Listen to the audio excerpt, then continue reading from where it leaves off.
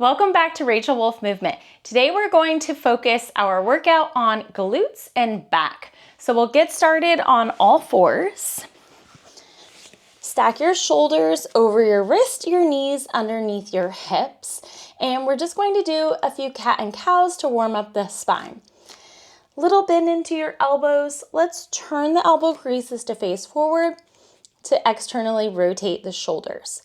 Exhale, round the spine. Inhale, start to drop the chest and look forward.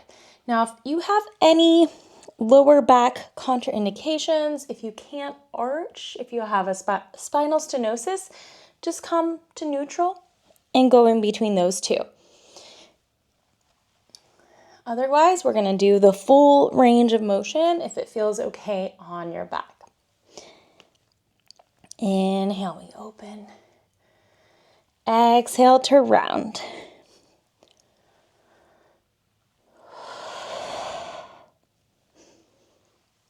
And one more.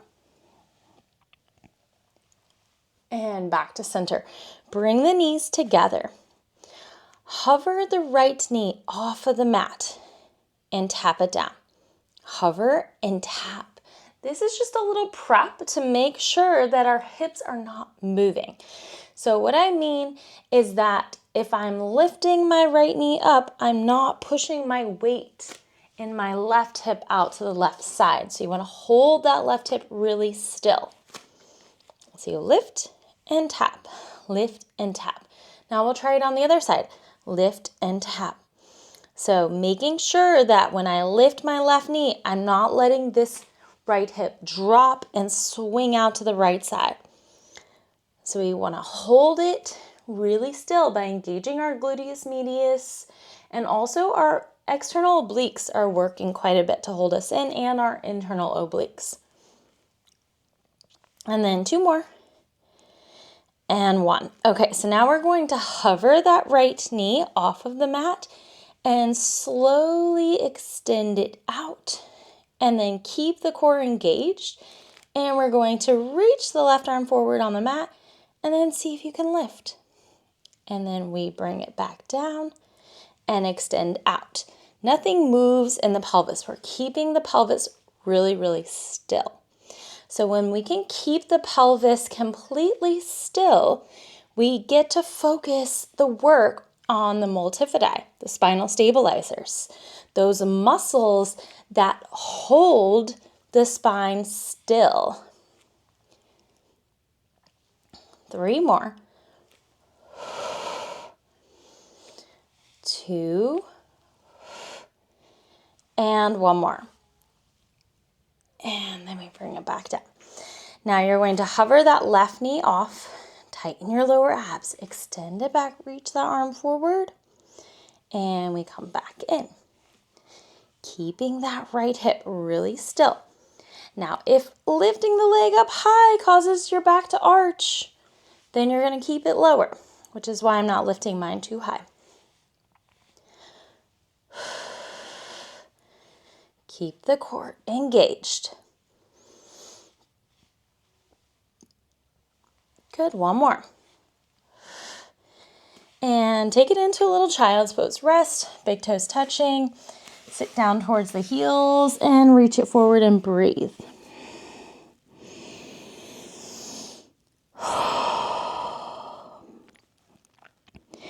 And then come back onto your hands and knees. We're just going to stretch the wrist out a little bit because we're going to be on them for quite some time. So you're going to come onto the backs of your hands, fingers facing each other, and just do little side-to-side movements. We're not putting a lot of pressure on the wrist here. And then draw circles with those wrists and place the hands back down. Now you can always drop down onto your forearms. If you have wrist issues, take it onto the forearms. Okay, so knees back together, shoulders over those wrists, pull the elbow creases forwards, little bend into the elbows. We take that right knee out to the side.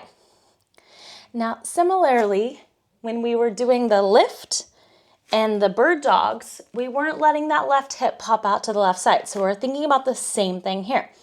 As we take our right knee out, don't let that left hip move. Exhale, open. Inhale to bring it in. So the work is actually more in the left hip than the right hip here because we have to work to stabilize, to hug it in.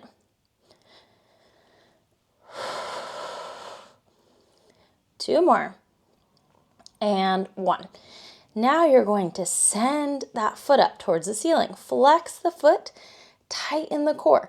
Now, if this causes my back to dump and my belly to drop, I'm lifting too high.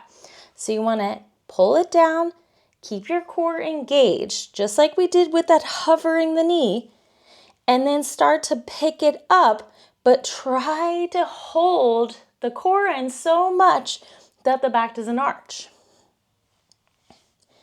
So we exhale, lift, inhale, lower.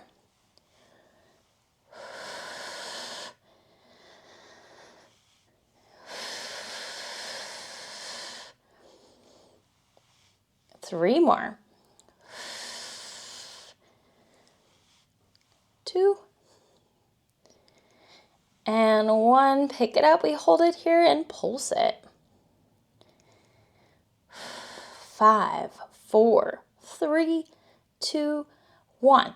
Now you're going to stretch it out and squeeze. Stretch it out and squeeze. Keep that core engaged so nothing changes in the pelvis. If you're not moving your pelvis all over the place, this is what makes the movement so much harder. Then we don't even need weight. Two more. And one. And then you're going to do a couple more pulses up and down. And bring that knee down. Okay, second side. Drawing, I'm going to turn around so you can see me. Okay, so knees are together. We draw that left knee out and bring it back in. Engaging the core. So we go back to the knee down. Hover the knee, pull up from the belly, and then go out. If you need to reset, come back to that foundational point.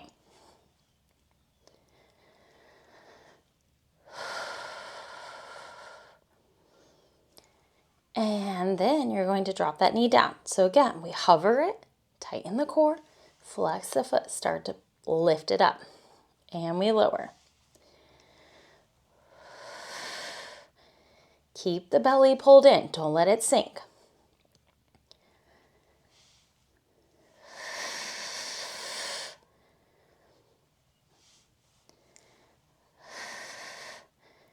Two more. We hold it up there and pulse it. 5, 4, 3, 2, 1. Keep it up. Extend and bend. Pull that core in. Don't let the pelvis move.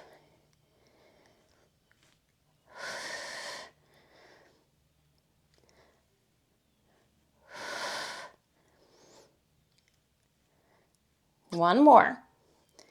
Bend that knee, hold it, and pulse.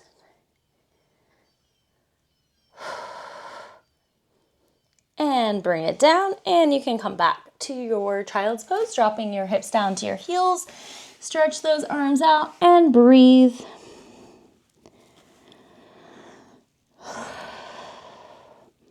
Now we're going to take it down onto the forearms.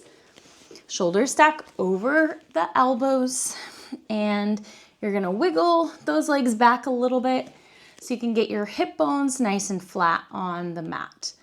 As you press into the forearms, lift the chest up, keeping the neck long, tuck the chin down slightly. Bend the right knee, squeeze the heel to the glute. 1, and then you lower it down. We're flexing as we lift. We point as we lower. Squeeze and release. Exhale as you lift. Inhale to lower. Make sure both of your frontal hip bones are down on the floor the whole time. So you want to make sure when you lift one foot up that you're not twisting in your hips and taking your weight to one side. So you should feel both frontal hip bones pressing down on the floor the whole time. Now you can stick with this variation. If you want to make it a little bit more challenging, then you're going to come into this plank position on your knees by just lifting your hips off of the floor, tuck your tail, and then you can have your toes touching the floor, and we're gonna lift and tap and lift and tap and breathe. This becomes a lot more of a full body exercise. You're having to hold yourself up with your arms, using your core a lot more. Whew. It's a lot harder than it looks.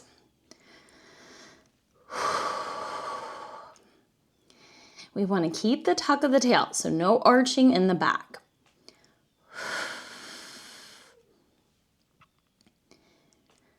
Exhale, lift. Inhale, lower.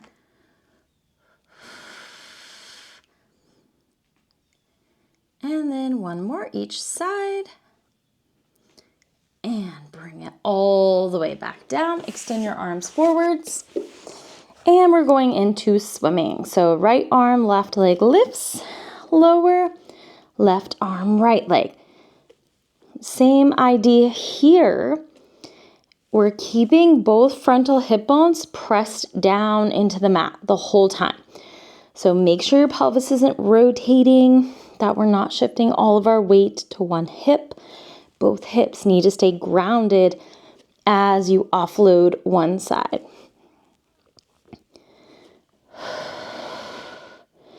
Exhale to lift, inhale to lower.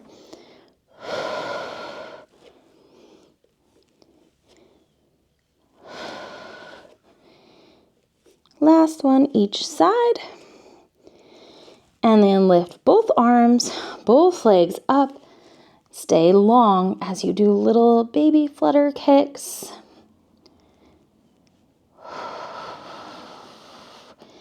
Place the thumbs in alignment with the chest.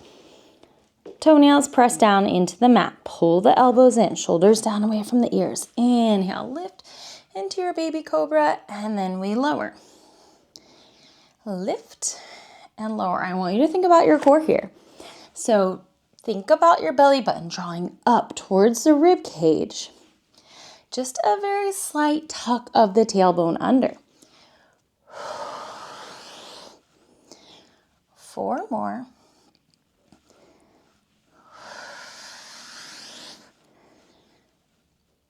And last one. Press yourself up onto hands and knees. Child's pose. Big toes touching. Drop the hips down to the heels and stretch the arms out.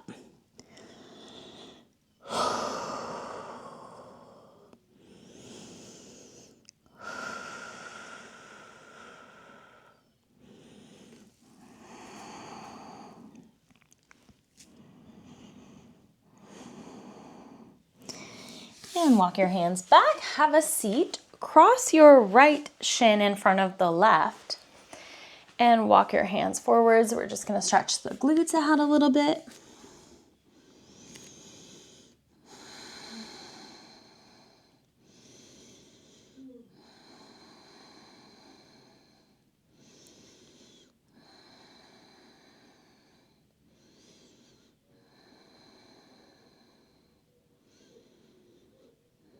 And walk the hands back in and change. So your left shin is in front. Walk the hands forwards. Drop the head.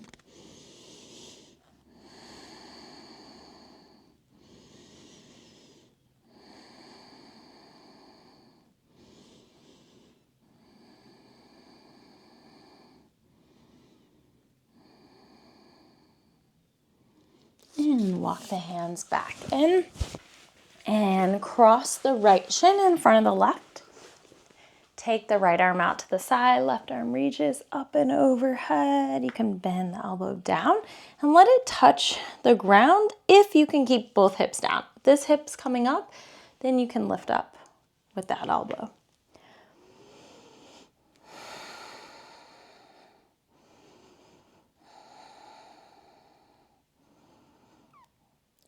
And we come up and switch to the other side. And let's switch those shins while we're at it.